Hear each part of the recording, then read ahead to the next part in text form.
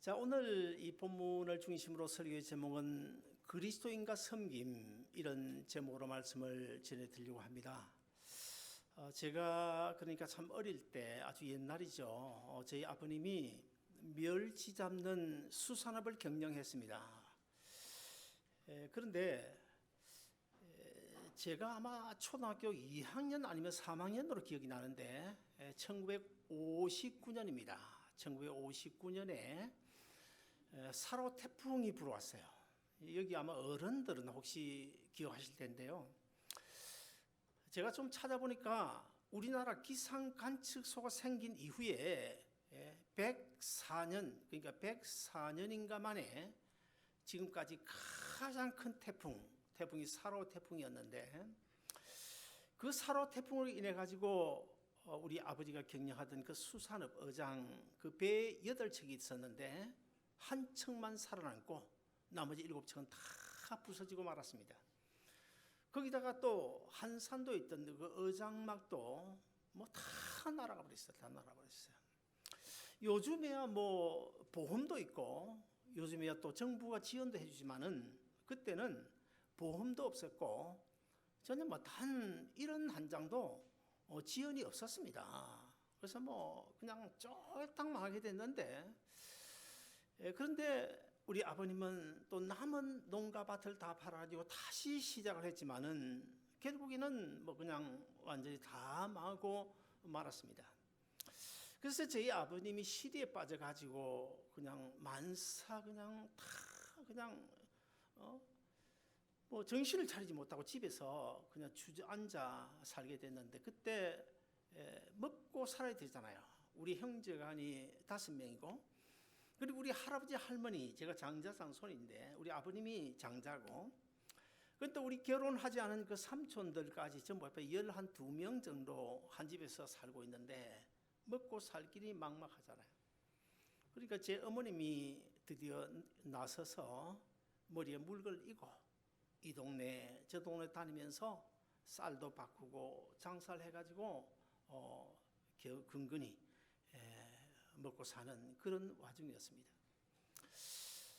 제 어머님이 한 몇 달 전에 이제 천국 하늘나라로 갔습니다마는 참 얼마나 참 죄송한지 모르겠어요. 왜냐하면 그로부터 몇 년 지난 뒤인 제가 중학교 입학을 했는데, 우리 어머니가 뭐 머리에 물건을 이고 이 동네 저 동네 며칠 동안 집에 들어오지도 못하고 그렇게 장사해서 먹고 살게 되는데, 제가 중학교 입학을 했는데 저는 얼마나 그때마다 철이 없었는지 제 어머니에게 우리 집에서 학교까지 중학교까지 한 20리길, 그러니까 한 2시간 내지 1시간 반을 걸어서 가야 되는데 제가 학교 옆에 자취방 구해주지 않는다고 얼마나 때를 썼는지 몰라요. 참 지금 생각해 보면 결국 우리 어머니가 자취방을 구해줬어요. 그 어려운 와중에. 근데 또 그 당시에 뭐 쌀이 귀했잖아요. 근데 이제 또 큰 아들이라고, 학교 다니는 아들이라고, 그래서 쌀 요만큼 또 이제 주일 되면 줘서 밥을 해 먹어야 되는데, 제가 밥하기 귀찮아가지고 그 밥상 튀긴 데 있잖아요. 거기 들고 와서 그렇게 참 지금 생각해 보니까 참 철이 없어도 한참 없었다. 어젯밤에도 설교를 준비하면서 가만히 생각해 보니까 한 몇 달 전에 돌아가신 어머니, 물론 천국에 들어가셨지만 얼마나 죄송한지 모르겠어요. 제가 30년 전에 미국 와가지고 8년 동안은 영주권이 없어서 한국을 가지 못하고, 그리고 그 다음부터는 또 교회 개척한다고 돈도 없고 그래서 한국을 가지 못하고 미국 온 지 20년 만인, 지금으로부터 10년 전에 한국을 처음 갔는데요. 참 어젯밤에도 얼마나 참 그 어머니에게 죄송한지 참 새록새록 그 옛날의 기억이 있더라고요. 우리가 읽은 오늘 본문에도 보면 그때의 저처럼 철이 없다고 해야 될까? 아니면은 권력욕에 사로잡혔다고 해야 될까? 아무튼 예수님께 나와서 나에게 우의정 자리를 주세요. 또 우리 동생에게는 자의정 자리를 주세요. 우의정 자의정 자리를 요구하는 정말 철딱선이 없는 그런 두 제자가 등장하는데 누굴까요? 야고보, 요한입니다. 자, 이런 오늘 본문 중에서 한 두 가지로 말씀드리고 싶은데, 첫째는 우리가 무엇을 바라기 이전에 내가 무엇을 해야 될 것인지를 우리가 먼저 생각해야 되겠다는 겁니다. 오늘 본문 35절에 보시면 야고보, 요한 두 형제인데요, 이분들이 예수님을 찾아왔습니다. 예수님을 찾아와서 이렇게 말합니다. 선생님이여, 우리가 구하는 것을 주께서 우리에게 주시기를 원하나이다. 그러자 예수님께서 내가 무엇을 주기를 원하느냐 그렇게 물어요. 그때 이 야고보, 요한이 예수님에게 우리 두 형제, 나중에 예수님이 영광의 자리에 앉으시거든 우리 둘 중에 하나는 좌의정 시켜주시고 하나는 우의정 시켜주셔서 예수님 오른쪽 왼쪽에 앉게 해주옵소서, 이런 요구를 하는 거예요.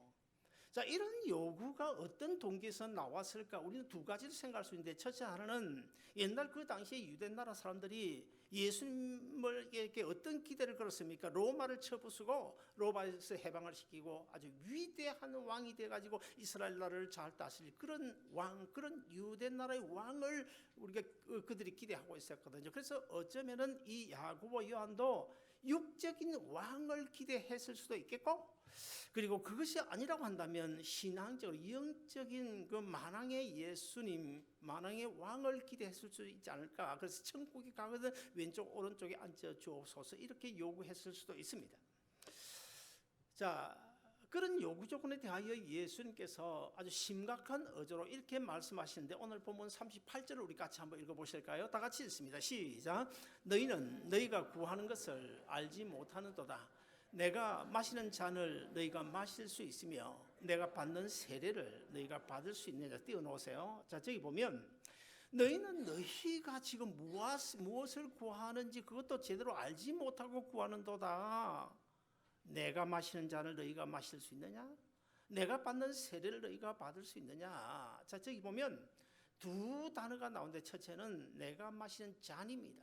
내가 마시는 잔, 지금 예수님이 무슨 의미로 하시는 말씀일까요? 바로 십자가의 고난을 가리켜서 하는 이야기고, 그 다음에 두 번째는 내가 받는 세례를 너희가 받을 수 있냐. 여기서 말하는 세례가 무엇일까? 그래서 십자가에 죽으시고 부활하실 것을 지금 말씀하고 있는 거예요. 여러분, 오늘 본문이 기록된 이 시점이 어떤 시점일까요? 바로 오늘 본문 앞서 32절에 가서 보면 예수님께서 3년 공생애를 거의 끝내고 이제 예루살렘으로 올라가고 있는 중입니다. 왜 예수님께서 예루살렘으로 지금 올라가고 있는 중입니까? 왜요? 그동안에 예수님은 제자들에게 내가 십자가에 죽었다가 3일 만에 다시 부활할 것을 3번 말씀하셨습니다. 3번. 오늘 본문 앞서 32절을 보시면 3번 세 번째 지금 이 말씀을 하고 계신 거예요. 그럼에도 불구하고 야고보, 요한과 그 나머지 제자들이 예수님의 그런 깊은 뜻을 헤아리지를 못했습니다. 예수님이 십자가에 왜 죽어야 되는지, 왜 3일 만에 부활해야 되는지 그 뜻을 제대로 알지 못했어요. 그래서 지금 그런 중에 예수님이 지금 예루살렘으로 올라가고 계시는데, 왜 예루살렘으로 올라가는 것입니까? 어떤 대단한 권력을 가지기 위해서 올라가는 것입니까? 아니면 부귀영화를 누리기 위해서 올라가는 것입니까? 아닙니다. 예수님은 모든 인류의 죄를 한 몸에 짊어지시고 십자가에 죽으시기 위하여 지금 예루살렘으로 올라가고 계십니다. 그런 와중에 이 철딱선이 없는 이 제자들 한 자리 달라고 예수님께 요구하고 있는 이 모습, 저는 아무리 생각해봐도 이런 제자들의 모습을 정말 옛날에 나도 철딱선이 없었지만 이 제자들도 참 철딱선이 없구나, 이 생각밖에 들지 않습니다. 오늘 예수님을 찾아서 이런 요구를 하고 있는 야고보, 요한이 어떤 사람들입니까? 요한의 경우를 보면 예수님께서 어떤 자리에 만찬 자리에 계실 때에 예수님의 사랑하시는 제자였다고 성경에 기록할 정도로 요한은 예수님의 사랑을 많이 받은 사람입니다. 자, 그렇게 3년 동안 예수님과 동거동락하고 예수님의 사랑을 많이 받은 요한이라고 한다면, 이런 때에 예수님께서 십자가에 달려 죽으시기 위하여 예루살렘으로 올라가는 이런 순간에 어떻게 해야 되겠습니까? 주님, 혹시 내가 해야 될 일은 없을까요? 그래야 마땅하지 않습니까?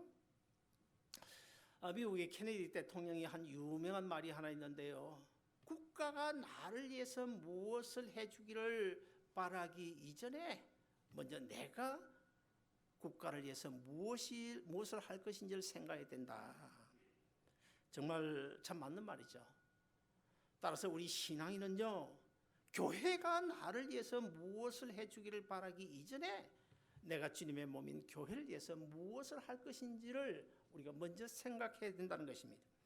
그 다음에 두 번째로 우리 예수 믿는 그리스도인의 삶의 최우선순위는 섬김이라는 사실을 오늘 본문을 통해서 가르쳐주고 있습니다.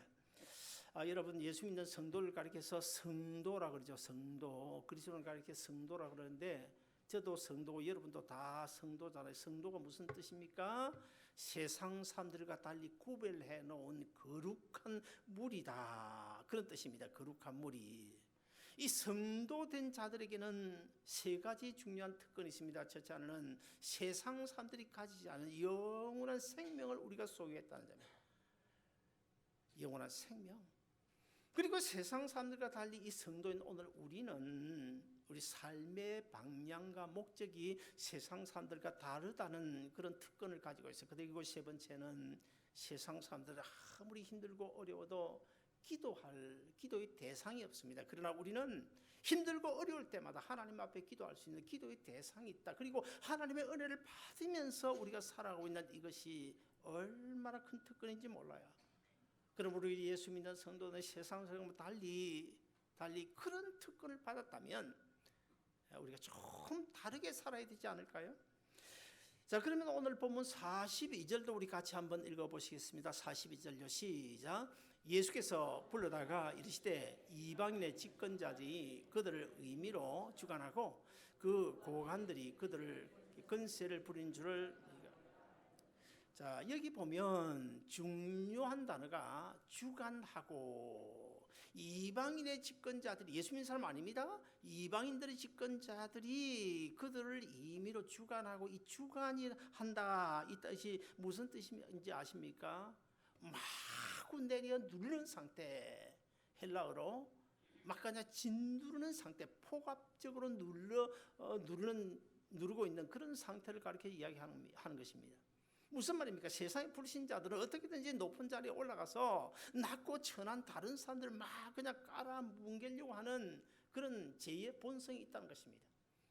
여러분도 기억나실지 모르겠습니다만 한 몇 달 전에 전두환 전 대통령이 강주 법정에까지 불려가가지고 재판을 받는 일이 있었습니다. 저는 그 사건을 지켜보면서 전두환 대통령이 지금 나이가 몇 살인가, 88세, 89세예요. 정말 많이 늙었더라고요.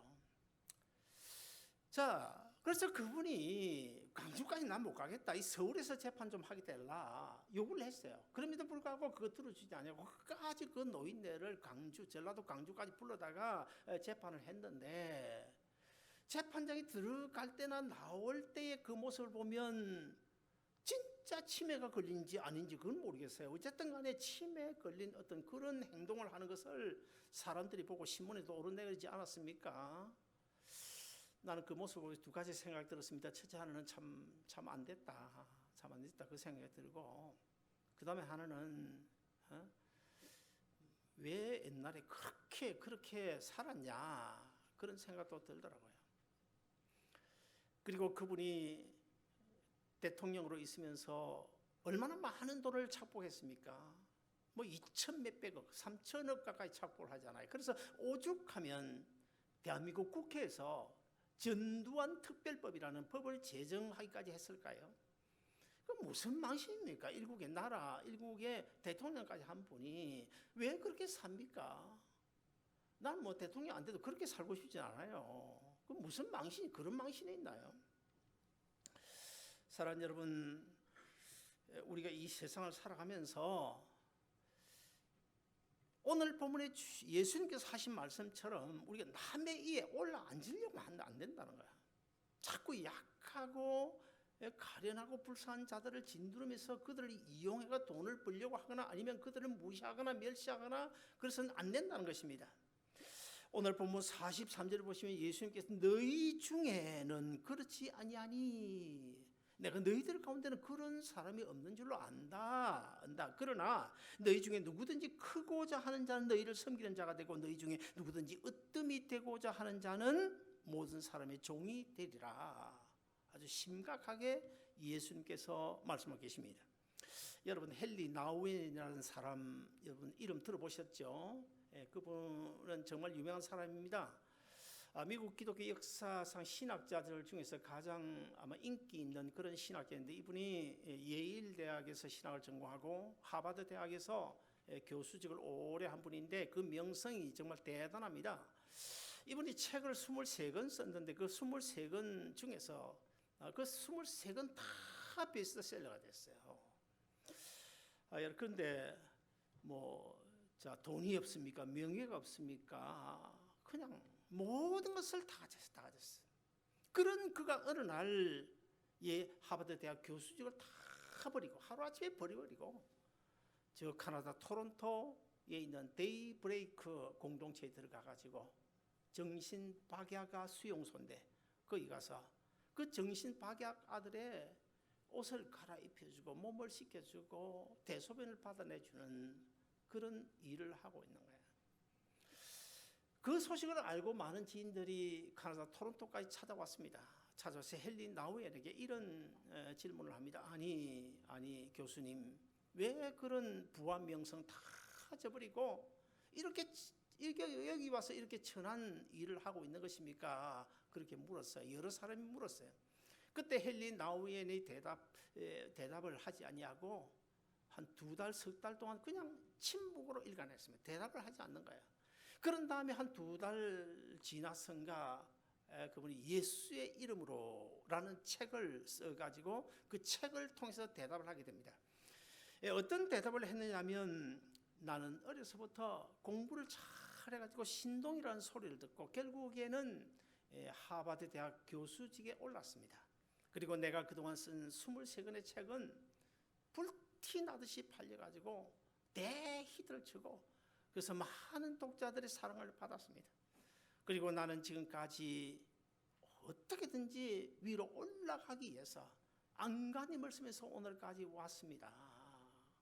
그런데 내가 어느 날 정신박약아인 아담군을 만나고 그 아담군의 고통에 내가 동참하면서 지금까지 보지 못했던 예수님이 내 눈에 들어오게 됐습니다. 무슨 말입니까? 헨리 나우엔은 그동안의 명예와 지식과 부와 이런 것들을 누릴 때는 예수님이 눈에 들어오지 않았다는 거예요. 그런데 그런 걸 다 버리고 가난하고 헐벗고 굶주리고 정신이 온전하지 못한 그런 정신박야가 아담군의 고통에 직접 동참하면서 변을 받아내고 또 씻어주고 올가락하면서 하다 보니까 어느 날 예수님이 눈에 들어오더라는 거예요. 요한 1서 1장 1절에 보시면 참된 그리스도인의 모습이 어떤 것인지 어떤 사람이 참된 그리스도인지를 우리에게 가르치고 있는데요. 사도 요한이 썼습니다. 요한 1서 1장 1절에 보시면 진짜 예수 믿는 사람은 내가 본 바요, 내가 들은 바요, 내가 만져본 그런 체험이 있어야 된다는 것입니다. 십자가에 죽으시고 부활하신 예수님을 봐야 된다는 거예요. 예수님으로부터 예수님이 하시는 음성을 메시지를 들을 수 있어야 된다는 것입니다. 그리고 십자가에 죽으시고 부활하신 그 예수님의 도마처럼 손에 못 박힌 그 못자국을 만져볼 수 있어야 진짜 그리스도인이라고 말할 수 있다는 거예요. 그렇다고 한다면 이 자리에 계신 여러분 예수님 본 적이 있습니까? 예수님 보신 분 손들어보면 좀 미안하지만 가슴으로 한번 손을 한번 들어보세요. 나는 예수님 봤다. 어떤 때 보았습니까? 어떤 때 보았습니까? 기도할 때 봤습니까? 성경 읽을 때 봤습니까? 찬양할 때 봤습니까? 아니면 비즈니스가 승승장구 잘 될 때 봤습니까? 아니면 아들이 공부를 잘해가 상 타올 때 봤습니까? 예수님 언제 봤나요? 예수님의 음성을 여러분 언제 들었나요? 언제 들었나요? 들은 적은 있나요? 예수님 못 박히는 못자국 난 그 손 여러분 만져보신 적이 있나요? 있을 것입니다. 분명히 여러분 가운데. 있을 거예요. 아직 그런 체험이 없는 분도 있을 것입니다. 그러나 여러분, 우리가 잘 나갈 때, 일이 잘 풀릴 때 예수님이 내 눈에 들어오지 않아요. 헨리 나우엔처럼. 하는 일이 잘 될 때, 만사가 형통할 때보다는 오히려 고통스럽고 힘들 때에 정말 내 힘으로는 안 돼. 내 힘으로 안 돼. 힘든 고통 속에서 우리 주님이 우리를 만나주시고 주님의 음성을 들을 수가 있고 주님의 못 박힌 손, 그 손을 만져볼 수가 있는 것입니다. 사랑하는 여러분, 오늘 본문 45절을 보시면 예수님께서 이렇게 결론을 짓고 있습니다. 인자에 온 것은 섬김을 받으려 함이 아니요 도리어 섬기려 하고 자기 목숨을 많은 사람의 대속물로 주려 함이라. 예수님은 늘 섬김에서 사셨습니다. 평생 그렇게 사셨어요. 가난하고 헐벗고 굶주리고 병든 자들, 그들 섬김에 사셨습니다. 자, 섬김의 본을 보여주신 그 예수님을 내가 보기 위해서는, 그 예수님의 음성을 듣기 위해서는, 그 예수님의 못 박힌 손자를 만져보기 위해서는 나 또한 섬김의 자리에 들어갈 때 주님을 볼 수 있고 만날 수 있고 들을 수 있다. 왜요? 마태복음 25장에 보시면 양과 염소의 비유가 나오죠. 거기 보면 예수님께서 뭐라고 말합니까? 헐벗고 굶주리고 가난하고 병든 자 그들을 돌보아 준 것이 바로 나에게 한 것이다. 그들에게 하지 않은 것이 나에게 하지 않은 것이다. 그 말씀에 우리가 연결해 보면 그들을 섬기는 것이 바로 예수님을 섬기는 것이고, 그 고통스러운 환자들이 내 눈에 들어온다. 들어오면 그것이 주님을 본 것이고, 그들의 신음소리가 내 귀에 들리면 그것이 주님의 음성을 듣는 것이고, 그들의 아픈 상처 우리가 어루만져주면 그것이 주님의 못 박힌 그 못자국을 만져보는 것이다. 저는 긴 인생 살지 않았지만은 그리스도인의 섬김은 반드시 하나님의 축복이 따라온다는 사실을 저는 지금까지 체험하고 살아왔습니다. 제가 30년 전에 미국 처음 왔을 때였는데요. 사실 그때는 내가 도움을 받아야 될 형편이었음에도 불구하고 하나님은 나에게 한 사람, 두 사람 끊임없이 만나는 사람마다 내가 도와줘야 될 그런 사람만 붙여주더라고요. 지금도 저에게 손 내미는 사람이 줄을 서 있습니다. 어제도 어떤 분이 카톡을 장문으로 보내왔고요. 또 지난 주간인가요? 언젠가는요, 한국에서 어떤 선교하는 분인데 이분이 어떤 선교를, 아주 특수한 선교를 하더라고요. 감옥 있잖아요. 감옥에 갇혀 있는 사람들 중에 나이가 많은 분들, 시니어들이 어쩌다가 도둑질을 했건 어떤 사유인지 몰라도 감옥에 갇혔어요. 그 사람이 한두 사람이 아니에요. 많은 사람들이 감옥에 갇혀 있는데, 자녀들이 부모가 도둑질하다가 부모가 여하튼 어떤 일로 해가 감옥에 들어가면 자녀들 돌보지 않는다는 거예요. 부모 찾아오지 않는다는 것입니다. 자, 그러다 보니까 이 노인네들이 감옥에 갇혀 있는 것도 서러운데, 그 감옥에 갇혀서도 나오는 밥만 먹고 됩니까? 과자도 사 먹고 그렇게 해야 되는데 돈이 있어야 되냐? 그걸 가리켜서 영치금이라고 그러는데 영치금이 없는 거예요. 그러니까 그 처지가 너무너무 비참하잖아요. 그래서 그분이 어디서 언제 그걸 착안했는지 모르겠지만은 그 감옥에 들어있는 노인네들 거기다 얼마씩 5만 원씩 10만 원씩 영치금 이어주는 이 사역을 하고 있는데, 그러다 보니까 그 노인네들이 이게 전도가 너무 잘 된다는 것입니다. 그렇지 않습니까? 그렇게 어려운 사정에 있을 때에 도와주면 그분의 말을 듣게 돼 있고 그분의 말에 귀를 소근하게 돼 있거든요. 그래서 복음을 전한다는 그런 이야기를 들은 적이 있습니다. 사랑하는 여러분, 우리가 있다고 남을 도우는 섬김의 사역을 합니까? 못하잖아요. 있어도 섬기지 못하는 사람 많은데 없어도 섬길 수 있게 해준 거, 이게 저는요, 저로 개인으로서는 얼마나 하나님의 은혜가 큰지 몰라요. 힘이 없어서 못했지 나름대로 섬김의 삶을 살려고 오늘까지 노력하고 있습니다. 그런데 중요한 것은 세월 지나놓고 보니까 하나님께서 그 몇 배로 하나님 다 갚아주셨다는 거예요. 사랑하는 여러분, 우리 하나님은 정말 신실하신 분이십니다. 우리 복음 찬양에도 나오잖아요. 신실하신 하나님. 얼마나 그분 하나님이 신실하신지 몰라요. 민수기서 23장 19절, 옛날 제가 가장 어려울 때에 가장 즐겨 암송했던 성경 구절인데, 하나님은 인생이 아니시니 시건치 아니시고 인자가 아니시니 후회가 없으시다. 어찌 그 하신 말씀을 행치 않으시며 말씀하신 바를 실행치 않으시랴. 신실하신 하나님. 사랑하는 여러분, 우리 모두 가난하고 병들고 소외된 자들 섬기는 그것이 바로 주님을 섬기는 것이고, 주님을 섬기면 그것은 반드시 축복으로 반대급부되어 나에게 돌아온다는 사실을 꼭 기억하고, 우리 아름다운 동산교회 지금까지 사실 섬김 굉장히 많이 하고 있어요. 매주일 10불이라도 구제금 안 나온 적이 없어요. 52주 다 나옵니다. 지금까지 잘했지만 앞으로도 그렇게 섬김의 삶을 살아서 예수님의 마음을 시원케 되는 우리 모두 다 되시기를 주의 이름으로 축원드립니다.